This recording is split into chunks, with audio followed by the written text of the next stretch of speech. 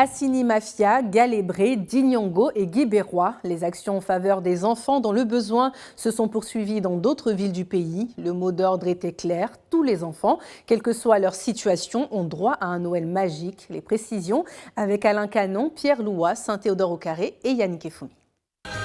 Cours de la paroisse Sainte-Thérèse de l'Enfant Jésus d'Assini Mafia. Ce samedi 24 décembre 2022, au nom de la première dame Dominique Ouattara, sa directrice de cabinet Patricia Sylvie Yao offre des dons en vivres et non-vivres aux populations de la dite localité.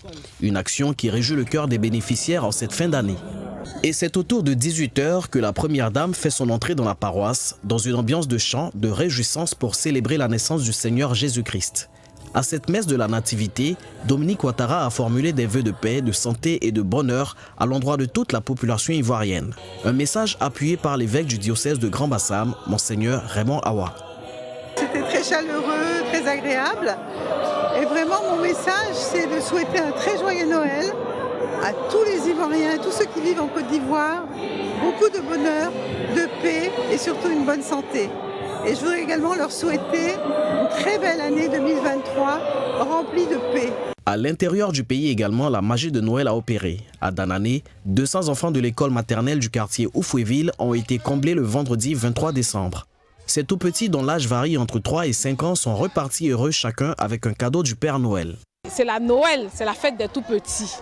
Donc comme ça, nous avons décidé de venir donner un petit sourire aux enfants, leur partager des cadeaux et se souhaiter les bons vœux, les meilleurs vœux pour l'année 2023.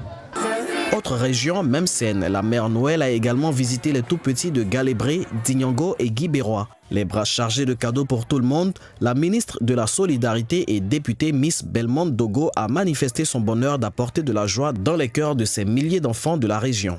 Le but, c'est de permettre aux parents qui ne peuvent pas offrir des jouets à leurs enfants, de permettre aux enfants là, de ne pas envier les autres qui reçoivent des cadeaux pour nous.